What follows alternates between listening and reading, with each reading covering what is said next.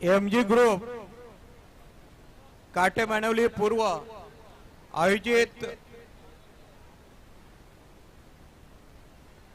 दहीहंडी, मी पहिल्यांदाच नाव ऐकतो की चोर दहीहंडी, पण जरी तिचं टायटल चोर दहीहंडी असले तरी सुद्धा सर्व गोविंद पथकांचा या दहीहंडी निमित्त सराव होतो। मला वाटतं 8 दिवस दहीहंडीसाठी उरलेले आहेत आणि आपण सर्व रोज संध्याकाळी 1-1.5 तास सराव करत असता आणि त्याचाच एक भाग म्हणून चोर दहीहंडीच्या नावाने मितेशजी धुले, आमचा यंगस्टार आणि त्याचा सर्व ग्रुप यांनी वर्ष दुसरं या सरावानिमित्त ही दहीहंडी आयोजित केलेली आहे। खरं कल्याणच्या युवकांमधील हा उत्साह बघितला तर मला वाटतं हे मातीतले खेळ आहेत, आपली हिंदू संस्कृती जागरूक ठेवणारे खेळ आहेत। या खेळांवर हायकोर्टाने बंदी आणलेली होती, परंतु महाराष्ट्र शासनाने वेगवेगळे नियम करून जे दहीहंडी उत्सव करणारे मंडळ आहेत त्यांनी ही संस्कृती जिवंत ठेवलेली आहे आणि त्याचाच एक भाग म्हणून मितेश धुले आणि त्याच्या सर्व मित्रांनी या हंडीचं आयोजन केलेलं आहे। बरेचसे खेळ खेळत असताना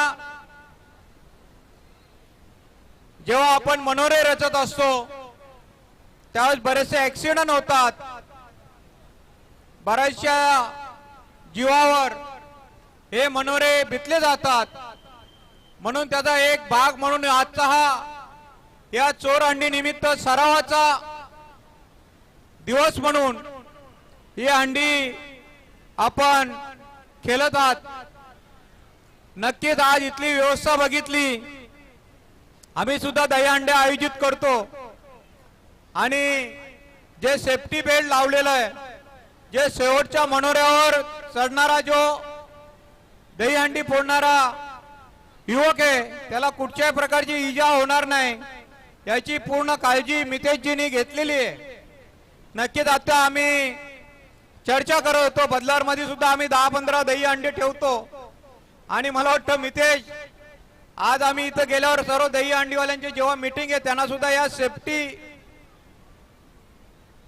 बेल्टचं प्रत्येकाने नियोजन करा असं सांगणार आहोत, जेणेकरून जो मनोरा कोसळला तरी वरचा जो गोविंदा असतो त्याला कुठच्याही प्रकारची इजा होणार नाही। आज मितेशजी आमच्या बदलापूरला राहतो, पण आज तो त्याच्या मामाच्या गावाला येऊन हा मनोरंजनाचा खेळ तो या ठिकाणी त्यांच्या सर्व इथल्या त्याच्या लहानपणाच्या मित्रांना घेऊन आयोजित करत असतो आणि आपल्या सर्व खेळाडूंना प्रोत्साहित करण्याचं काम करत असतो। नक्कीच आज आम्ही बदलापूरकर असलो तरी या कल्याणच्या भूमीमध्ये मितेशजी नेहमीच आपल्या तरुणाईला खेळाडू वृत्तीकडे आकर्षित करण्याचं काम त्यांनी या दहीहंडीच्या निमित्ताने करत आहे। बदलापूर मध्ये विविध कार्यक्रम, विविध सामाजिक उपक्रम तो त्या ठिकाणी घेत असतो। असे कमी युवक आहेत की ती व्यवसायाबरोबर लोकोपयोगी सुद्धा सामाजिक कार्य करत असतात, त्याचाच एक भाग म्हणून आज ही दहीहंडी त्यांनी आयोजित केलेले। नक्कीच या वर्षापेक्षा पुढच्या वर्षी अजून मोठी दहीहंडी मला वाटतं आम्ही बदलावर मध्ये सुद्धा तो आयोजित कर, वाहन मात्र नेहमी तुझ्या सोबत असेल आणि खरोखरच मितेशजीला त्याच्या पुढील कार्यासाठी शुभेच्छा देतो आणि सर्व गोविंदा पथकांना सुद्धा सांगतो की तुम्ही कल्याणवरनं बदलावरला सुद्धा आम्ही दहीहंड्या मोठे म्हणजे इथं आमचे रोवंजे आहेत 25 लाख रुपये खर्च करून त्यासाठी एक सर्वात मोठी दहीहंडी आपल्या कल्याण बदलापूर ठाणे जिल्ह्यात मोठ्या मोठ्या हंड्या होत्यात, पण कल्याण पासून ते बदलापूर पर्यंत सर्वात मोठी हंडी शिवसेने युवा सेनेच्या माध्यमातून आयोजित केलेली आहे।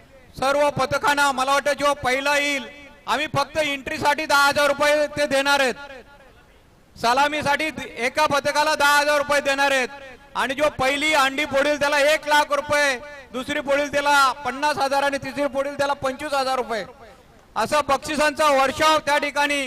कारण मितेश आणि ही जोडी आहे, हे आमच्या बदलापूरचे फ्युचर आहेत. नक्की तुमच्या कल्याणवाल्यांची साथ त्यांना लाभेल अशी आजच्या दिवशी आपण सर्व तरुणाईकडनं अपेक्षा करतो.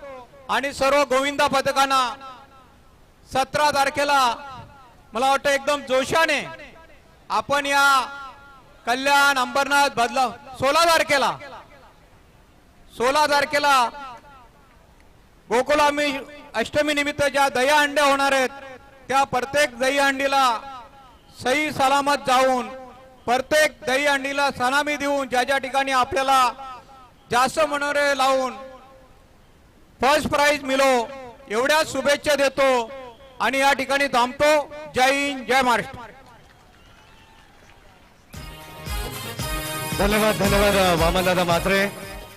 चला आपण आदर्श गोविंदा पथक कल्याण मधील असा गोविंदा पथक आहे की खरंच प्रत्येकाने या